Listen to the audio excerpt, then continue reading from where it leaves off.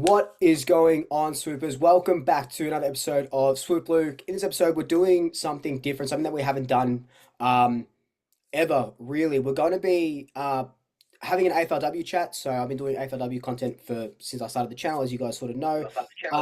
And we're going to bring it back in, but we've got a special guest, AFLW, and especially Collingwood AFLW super fan, Amy. Thank you for joining us in this new weekly segment. Hi, Luke. Thanks for having me. Really appreciate that.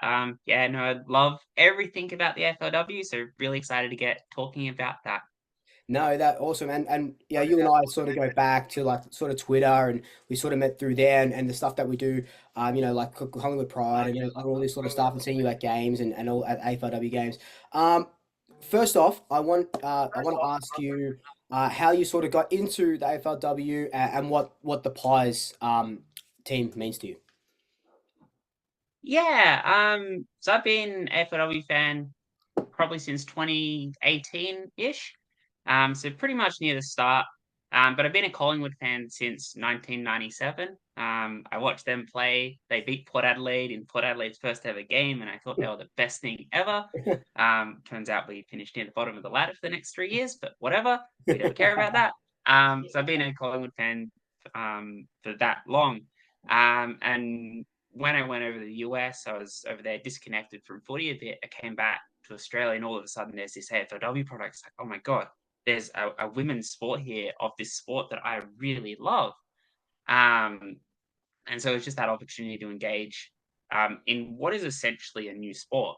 Yep. Um, and come in and bring my love for Collingwood, who were lucky enough to be one of those inaugural teams, and then just follow just this journey of this new team, this new story, this new league, um, and sort of this new everything really. Yeah, I missed out on the first season because I was living in the US at the time. Yep. But ever since then, haven't missed a game in Melbourne that Collingwood have played, and more recently, haven't missed a game at all for Collingwood, going to everyone interstate as well. So yeah, Amazing. AFLW is like my biggest passion. So it's just so much fun being able to talk about it, being able to go to and watch and analyze it as well.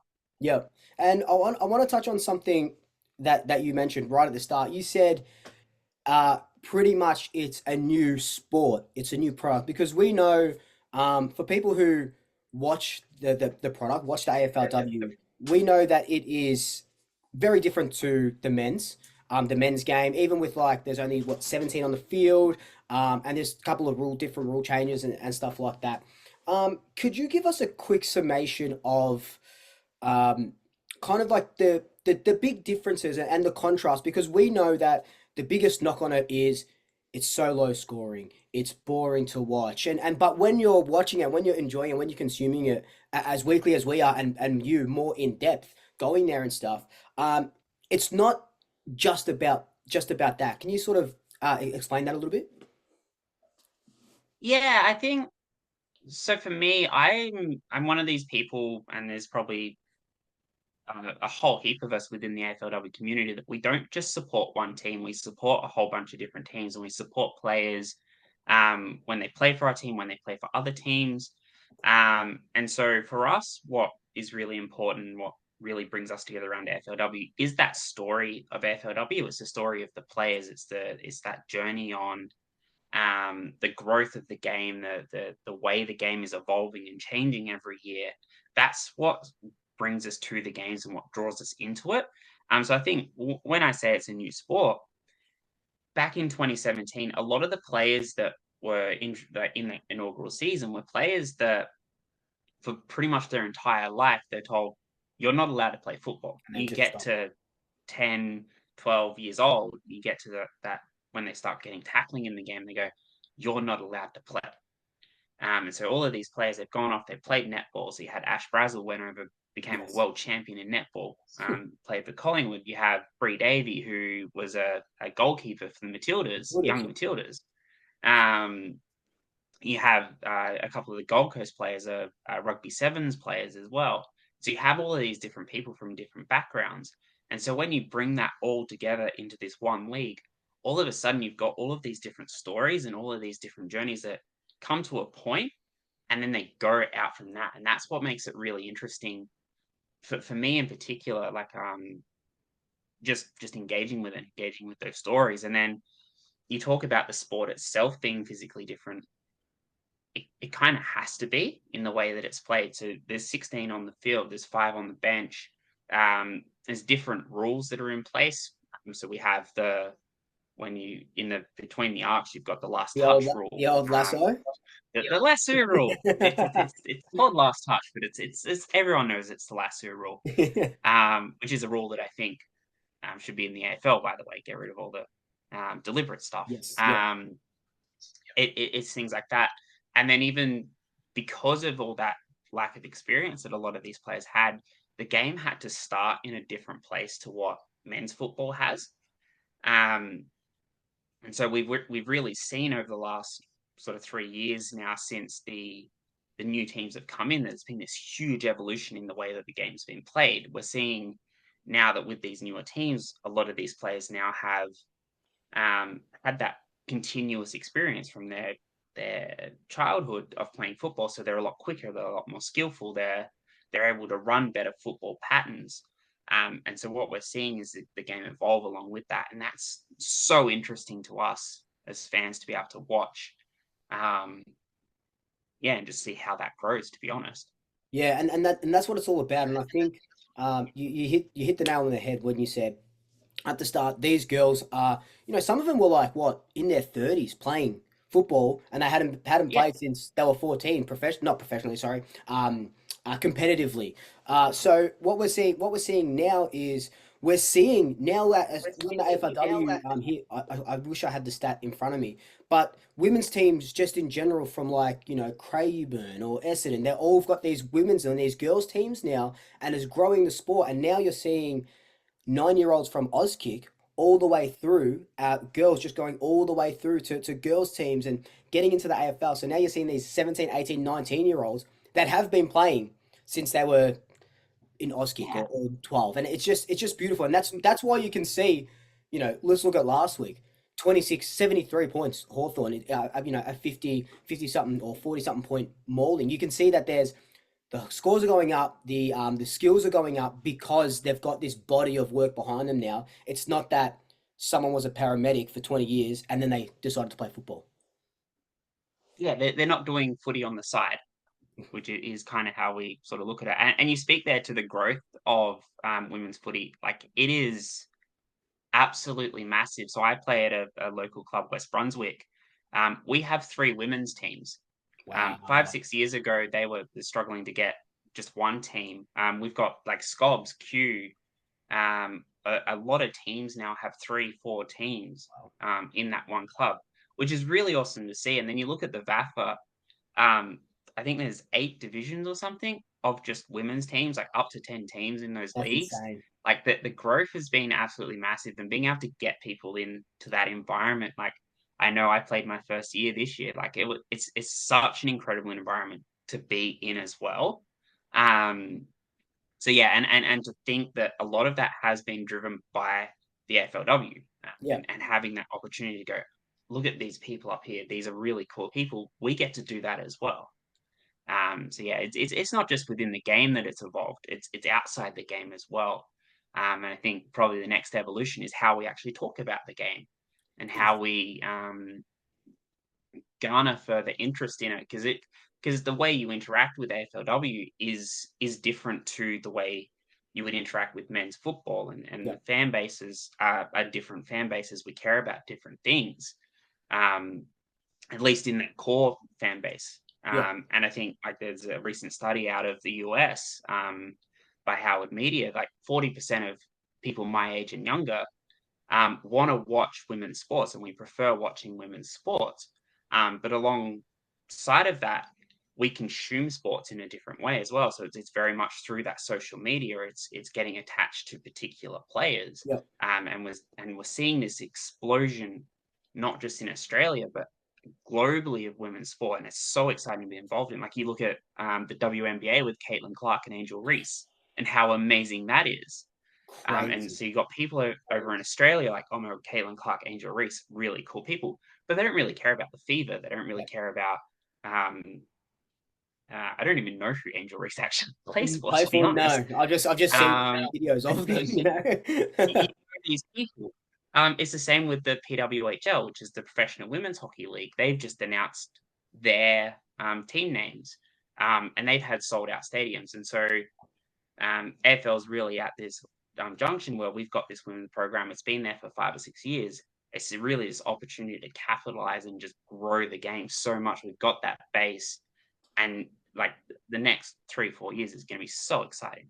Yeah, and that's it's when you sort of mention like the media and how we sort of consume it and stuff, and I'll be the sort of maybe not the first one to admit it, but I guess admit it sort of on camera where at the start when I was doing a lot more AFLW content than I was when I was reviewing games and stuff like that, I would always hold back a little bit from giving it as much as I would give the boys team because I know that it's sort of starting out. But I remember Ruby came out last year and she said, I think Kane Corns said one of the teams did really poorly or whatever it was. And then Ruby's like, no, we actually want that. We want to be critiqued like we want to be Yeah, critiqued like that because we're a professional sport. So I think now yeah, that sort I of know exactly the scenario you're yeah, talking about there. So, a really interesting story with this one. I was sitting in the back of a taxi with one of my friends, and we're sitting there with the phone watching the Port Gold Coast game. And we watched as it happened. We were like, "Why are you doing that? Hold the ball, take the shot.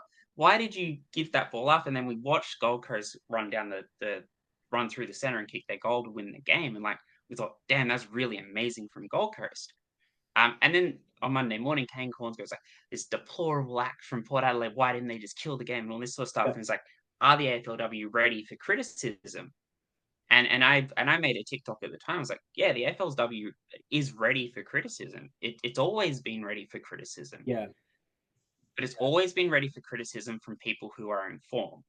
yes, yeah, And I think a lot of the criticism that exists around the AFLW at the moment is not necessarily criticism about the game itself, but the fact that it's women playing, that they're not as good, yep, that if there's a mistake made by one particular player, like maybe they miss a set shot, that that's a reflection of the entire league. And that's something you would never imagine they would talk about in the men's side. So yeah, Tom Lynch missing a goal from the top of the goal square, that's not a reflection of the AFL. That's a reflection of Tom Lynch. Whereas yeah, the same situation in the women's, that all of a sudden is a reflection of the whole AFLW. exactly. And I think that's kind of where Ruby's getting to is that criticism is absolutely welcome and they want that criticism, but it has to be informed A criticism thousand from percent. people who watch the game, who know the game, who understand the differences Yep. between men's football and women's football, who understand the story and the journey that they're on and the stages that each of the players are at.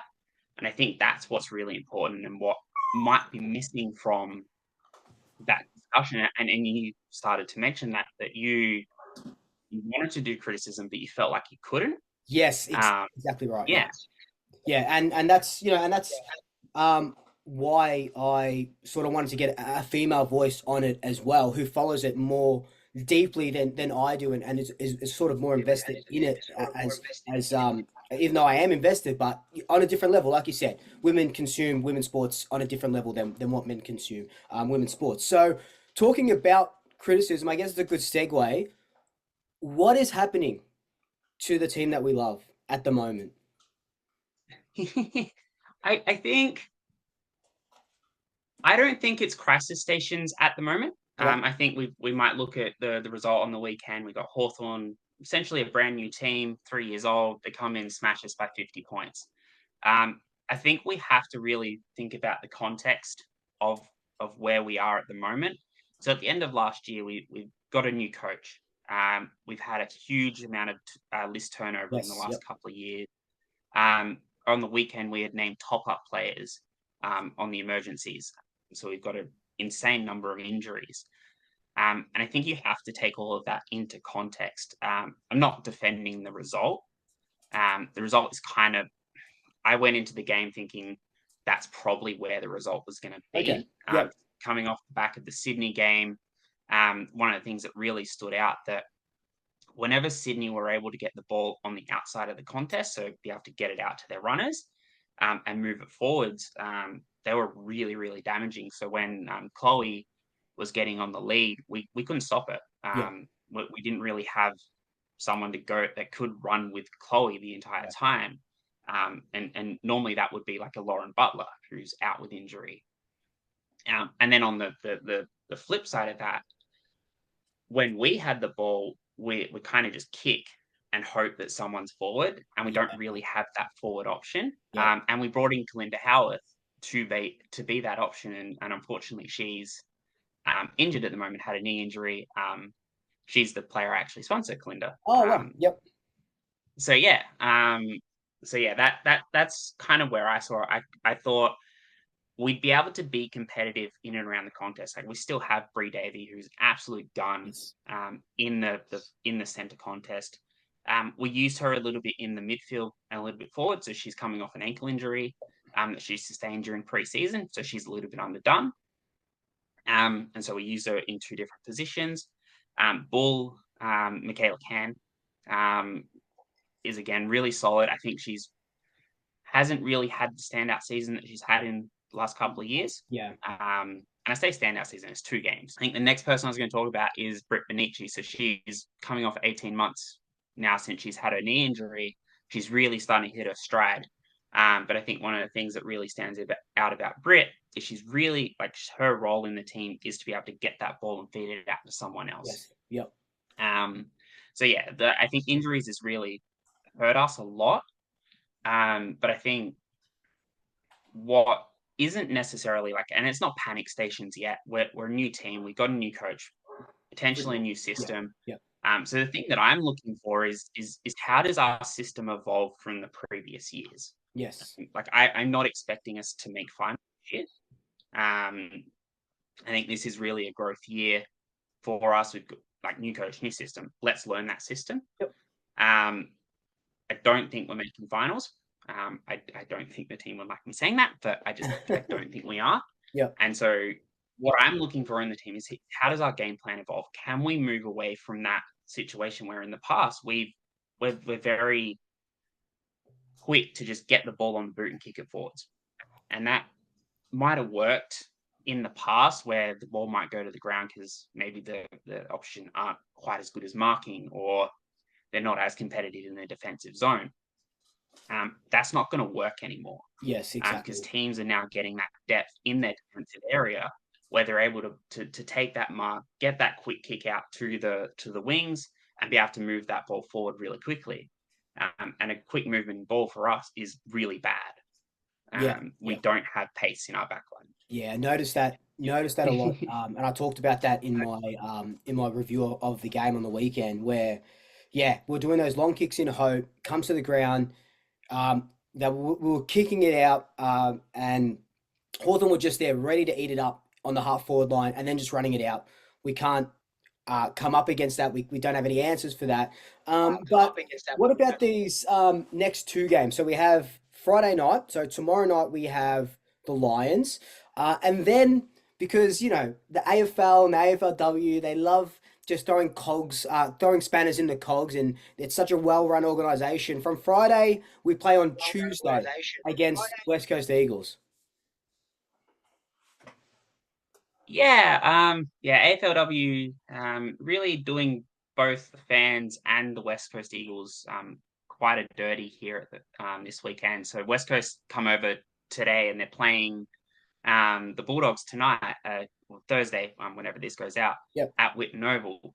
And my understanding is they're staying here for the entire time Oh, through to wow. Tuesday, rather than flying back to Perth tomorrow and then coming Yep. back on Monday. So they're staying here the whole weekend. But yeah, no, AFL love doing their little midweek things. Can't wait for that week where we have to go down. Or I don't think many people are going to do it, but going down to Frankston to watch Gold Coast play Hawthorne on a Yeah. Tuesday afternoon. So, yeah, so random. So that's going to be fun. But yeah, we play Brisbane tomorrow up at Springfield. Yep. It's a really nice venue, middle of absolutely nowhere. It's an hour train ride out of Oh, wow. Brisbane, which takes an hour to get to from the plane anyway. It's a nice venue. They sell pretty much only donuts, and there's no seating, but it's a great venue. Yeah. Where I think we're going to be really competitive. So last year when we went up there and played them, we beat them by a point, I think it was. And Bull had a standout game. This is probably our best game for the year last year. And so I think we're going to be really competitive. The thing that we really got to look out for is how are we going to match up against Ali Anderson. So Ali Anderson is Brisbane Lions' absolute gun player Yep. in the midfield. Last week she racked up 43 I disposals. saw that. Absolutely Insane. destroyed the opponent. Oh my God. When you it is absolutely insane for someone to get 43 touches in a game that's 25% shorter than the men's Yeah, I was game. gonna say, yeah, the quarters are short of everything. Yeah. Yeah, 16 and a half minute quarter gets 43 possessions. It's nuts. So I'm going to be interested to see who lines up against her. I think probably Ball is probably going to go next to her, and Bree Davey probably going to share that role. And so it's going to be how do we work off of her? Someone got to watch out for on the wing is Orla O'Dwyer. So she's really quick, really skillful user out on the far wing. She pretty much plays the entire game. So what I'd like to see Geordie Allen go to her. Yep. I think Geordie Allen she's played her career as a defender, as a halfback, Mhm. but I think she's got the capability and the speed and the knowledge of the game to be able to go up on that wing and play a defensive wing role. And she has been used in that role in the past. And so I think I'd like to see her go up against Orla O'Dwyer. I think that'd be really positive for her. Um, and then I think on the other wing, coming the other way, Sarah Rowe playing out on the near side wing and being able to use that ball going forward. So I think one thing that I'd really like to see Sarah Rowe work on is that hit up lead. Yep. And that's going to be really, really important against Brisbane because they've got an incredibly strong defense. So they're coming off their premiership year last year. I think every year they get criminally underrated. Like Yes. they've Yeah, been they there and do. thereabouts Yeah. since the start. And they've got Bree Coonan down there in the back. If we kick high and long, Bree's just going to Got to mop conquer that it. up all Yeah. day. Naturally. Yeah. So yeah, that's kind of the things we're looking out for on our defensive side of things. I'm really liking Lucy Cronin.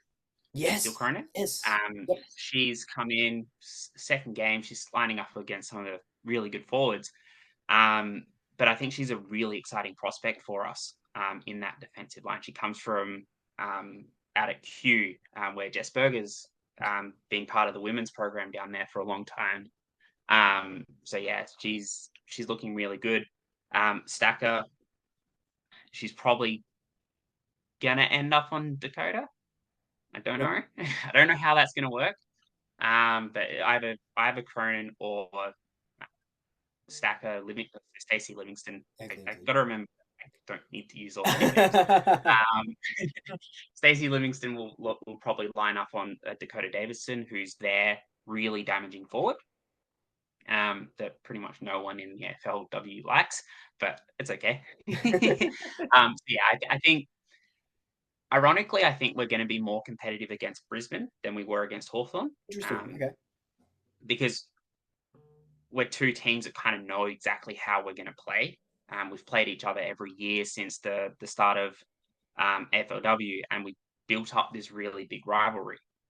So for me, it's a really exciting game. It's going to be really competitive, and it's just a matter of can we hit a target going forwards. We have Sab up in the ruck, and she's doing an amazing job up there. But we kind of need a second one of her. You almost need a clone Sab. Because Yeah, and let's just mention as well, she's had a fantastic start to the year. She's been one of our most improved. I know there was a couple of knocks on her since she came over, but she's been our most improved. I love seeing her play. She's always racking them up, and she's always there when we need her. But again, we yeah, need we need her times two. yeah. And I think when she first came to Collingwood, she was really down on confidence. So she started number one draft pick up in Brisbane, and then she moved down to Melbourne and moved to Richmond, Yep. where she was just a full forward. Being at Richmond, she didn't really get a lot of opportunity. The ball just never got to her. Yep. So she comes across to Collingwood. I know in her first season, it was really, really tough for her because, again, she moved from Richmond where they couldn't get the ball forward to Collingwood who can't get the ball forward. So it was really tough for her. Yeah. And then it was a spark of genius to go throw her in the ruck because she is the amazing transformation that she's had in the ruck is just such a testament to her. Like her work rate is second to none. She's taking marks on the defensive goal line. She's taking marks in our forward line. She's on the wing. She's that outlet kick all the time. Like she is like early stage. She's best embarrassed easy. Oh wow. Yep. And I know it's big to call it 2 weeks in, but I think if she continues this form, that I don't think anyone else can match her. Yeah. Interesting. And I think she'll be competing with Brit as well. I think Brit's had a really good start to the year as well. Yeah, Look, before 'cause I know you got to wrap up soon. So before I let you go, and this has been so even eye-opening for me, this episode, so it's been really cool. Can I get your predictions for the Brisbane game and the Eagles game, please? yeah. So Brisbane game, I think we go up there. I think we lose by 24 points. I think they're gonna outmuscle us towards the end of the game. We don't have that fitness to go with them. I think the Eagles game, that's probably our chance to win. Yeah. I think we win that one by 12 points. Eagles will be coming off. Um, they're probably going to get a win against Bulldogs. Yep. Or they should get a win against the Bulldogs. But then they're going to have 4 or 5 days where they're away from home. They're probably not going to be getting the best training um, and all that sort of stuff. So I think our strength in that contest is going to be able to beat them. The people to watch out for the Eagles, Ella Roberts, absolutely amazing player in their forward line. And then, so that's the person that probably Lucille Cronin will go to. Yep. And then Emma Swanson in the midfield. And then you've got Charlie Thomas in the background, in the back line as Uh-huh. well. So that's your core that you're looking for at the Eagles to shut down. But Cool. yeah, And I think we beat the Eagles. with the Eagles game, it's 7:15 on a Tuesday at Icon Park. So if you're watching this and you want to watch the AFLW, you want to watch the girls play, and even if you haven't been before, I highly recommend it. Especially more so at Vic Park because it's more of a community sort of feel at Vic Park. But I highly recommend going to the game. Icon Park's, I know it's Carlton, but it's beautiful to go to. So that's on a Tuesday. So if you're not doing anything on a Tuesday night, get there. And Amy, thank you so much for this. It's been amazing, and we will see you in a week or so to talk about these games and talk about the next games. Thanks, Luke. Have a great afternoon. Bye. See you.